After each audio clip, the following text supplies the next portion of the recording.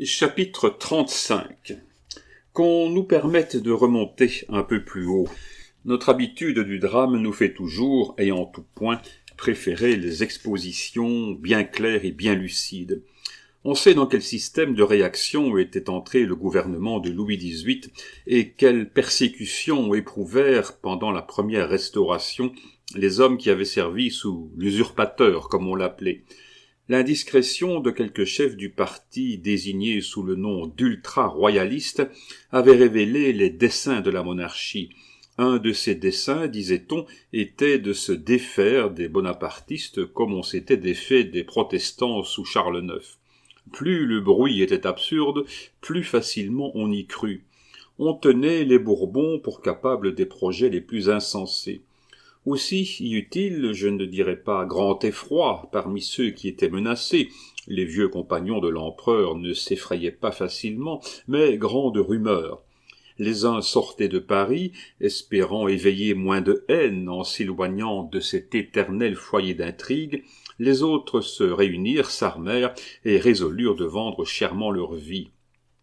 Le gouvernement alors s'inquiéta de ces réunions, voulut les dissoudre, et pour arriver à ce but, il interdit à tous officiers généraux de séjourner à Paris sans autorisation, ordonnant à ceux qui n'étaient pas nés dans la capitale de retourner à l'instant dans leur foyer. On comprend quelle exaspération, dans ce moment de passion violente, fut la suite de cette mesure. Les officiers en non-activité protestèrent contre elle et s'engagèrent mutuellement à résister. Forcés par le ministère d'opter entre Paris et leur demi-solde, quelques-uns, quoique pauvres, préférèrent l'indépendance à la soumission. Le gouvernement, irrité de cette résistance, chercha l'occasion de faire un grand exemple. Elle se présenta. Une lettre du général Excelmans à Murat avait été saisie et ouverte.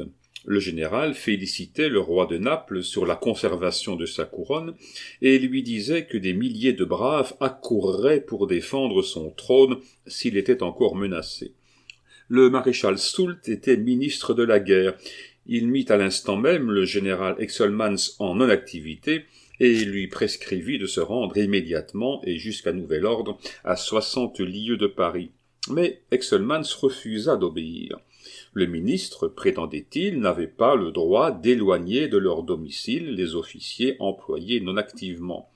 Le maréchal le fit arrêter et le déféra à un conseil de guerre sous la double prévention d'avoir désobéi à son chef et d'avoir entretenu une correspondance avec les ennemis de l'État. Le général Excelmans fut acquitté. Ce fut un coup terrible pour le gouvernement. Les militaires en non-activité ne lui devaient plus obéissance. Alors eux-mêmes comprirent, à cette haine qu'ils avaient pour lui, que la haine qu'il avait pour eux se manifesterait par quelque terrible explosion. Ils résolurent de la prévenir.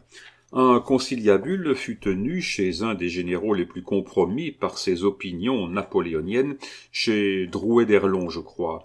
Il se composait d'officiers à la demi-solde et d'officiers en activité. Il fut convenu que tout militaire en activité et ayant un commandement marcherait, à un moment donné, sur Paris avec les soldats dont il pourrait disposer. 50 000 hommes devaient se trouver à la fois dans la capitale. C'était plus qu'il n'en fallait pour dicter des conditions. On exigerait du roi le renvoi du ministère et on le forcerait de chasser hors de France tous ceux qui étaient désignés par l'opinion publique comme des ennemis de la charte et des perturbateurs du repos et du bonheur public. Ce conciliabule avait eu lieu et ses résolutions avaient été prises avant le débarquement de Napoléon. Mais comme le mouvement éclata simultanément avec le retour de l'île d'Elbe, on les rattacha d'abord l'un à l'autre. Les généraux qui étaient entrés le plus avant dans la conspiration étaient Drouet d'Erlon, que nous avons déjà nommé, Lefebvre Desnouettes et les deux frères Lallemand. Le duc de Trévise, tenant sous ses ordres le comte d'Erlon, avait le commandement de la 16e division militaire, dont le chef-lieu était à Lille. Vers la fin de février, il s'absenta de son commandement. Le moment paraissait favorable, le comte d'Erlon résolut d'en profiter. Le moment était en effet d'autant plus favorable que le télégraphe venait de transmettre la nouvelle du débarquement de Napoléon. La garnison de Lille, trompée par des ordres supposés, se mit, conduite par le comte d'Erlon, en marche le 8 mars. Mais elle fut rencontrée en route par le duc de Trévise, que rappelait à Lille l'étrange nouvelle qui bouleversait l'Europe. Il interrogea les généraux qui conduisaient ces colonnes, devina le complot, donna contre-ordre, et il rentra dans la ville avec son corps d'armée. Pendant ce temps, Lefebvre Desnouettes avait agi de son côté. Croyant la garnison de Lille en route et ignorant ce qui venait de se passer, il avait mis en mouvement le régiment des anciens chasseurs de la garde qu'il commandait. Mais arrivé à Compiègne, c'est-à-dire à 7 lieues de chez nous, il trouva le 6e chasseur, qui portait le nom de régiment de chasseurs du duc de Berry, rangé en bataille, ayant à sa tête son colonel, M. de Talouette. À cette vue, Lefebvre Desnouettes s'arrête muet, et ne sait que répondre à ses officiers et à ceux du 6e chasseur qui lui demandent la raison de son trouble. Il sort brusquement de Compiègne, rencontre le général Liomme, major du régiment des chasseurs royaux, lui dévoile une partie de son projet, lui propose d'entrer dans la conspiration et de la seconder. Le major Liomme refuse. Lefebvre Desnouettes s'aperçoit qu'il n'y a rien à faire de ce côté et qu'il risque sa vie en s'entêtant. Il troque alors son uniforme contre un habit de paysan et se dirige à travers terre vers Châlons, où commande le général Rigaud, qu'il sait être partisan fanatique de Napoléon. De leur côté, les 2 frères Lallemand, dont un était général d'artillerie, s'étaient portés sur l'affaire avec les 2 autres escadrons des chasseurs royaux. Leur intention était de s'emparer de l'arsenal et du parc d'artillerie. Ils essayèrent de séduire les canonniers d'abord, puis ensuite d'entraîner à leur cause le général d'Aboville, commandant l'école d'artillerie. Mais des 2 côtés, ils échouèrent. Soldats et général tinrent bon. Le général d'Aboville, secondé par le major du 2e régiment d'artillerie, Pillon, fit mettre les armes à la garnison, plaça une partie des troupes à l'arsenal et aux portes de la ville, fit charger les armes et mettre les canons en batterie. C'était une tentative manquée, comme celle de Lefebvre Desnouettes. Les 2 frères se retirèrent, suivis d'un petit nombre de canonniers qui s'étaient réunis à eux, mais qui se dispersèrent devant la poursuite ordonnée, de sorte que les 2 frères Lallemand se trouvèrent contraints de fuir, sans savoir, comme Lefebvre Desnouettes, où aller, et se perdirent dans un pays qu'ils ne connaissaient pas. Cela se passait à 13 lieues seulement de Villers-Cotterêts. La tentative avait eu lieu le 10 mars. Le 12, la gendarmerie de Villers-Cotterêts reçut des ordres pour se mettre en campagne. Les fugitifs, disait-on, avaient été vus du côté de La Ferté-Milon. Nous vîmes passer les gendarmes, et nous connûmes le but de leur expédition par un de mes camarades, nommé Stanislas Lenoir, qui était le fils d'un ancien brigadier tué aux environs de Villers-Cotterêts pendant la campagne de 1814. Toutes ces nouvelles, soit qu'elles vinssent de Paris, soit qu'elles arrivassent de Compiègne ou de la Fère, mettaient, comme on le comprend bien, notre petite bicoque en grande révolution. L'épithète de bonapartiste, dont on faisait un substantif accusateur, résonnait plus que jamais à mon oreille. Mais, vu la circonstance, ma mère m'avait fort recommandé de ne plus la relever. Je me laissai donc appeler bonapartiste tant qu'on voulait. En outre, le soir, il se formait des bandes de 25 ou 30 gamins qui ouvraient les portes des personnes d'opinion suspecte et qui entraient jusqu'au fond des maisons en criant « Vive le roi !» et en forçant les gens de crier comme eux. 10 fois par soirée, notre porte, qui donnait sur la rue, était ouverte par ces sortes de rassemblements, et ces cris étaient proférés à nos oreilles avec une persistance rageuse qui ne laissait pas que d'être inquiétante. Le jour, tout le monde se tenait sur les places. Comme Villers-Cotterêts, grand route de Paris à Mézières passant par Soissons et Laon, est une des artères vitales qui fécondent la France du Nord. Il y passe force voitures, force diligences, force courriers. Ces voitures, ces diligences, ces courriers apportaient parfois des nouvelles particulières que les journaux ne donnaient pas. C'est ainsi qu'on apprit, le 13 et le 14 mars, l'entrée de Napoléon à Grenoble et à Lyon, entrée dont les journaux ne parlaient point encore ou ne parlaient que pour la contester.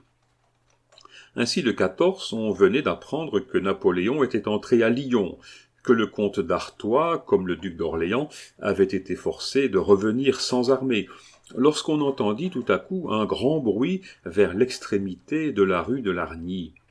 Comme la rue forme une ligne parfaitement droite, on se tourna de ce côté et on aperçut 3 cabriolets attelés en poste et escortés par un fort piquet de gendarmerie.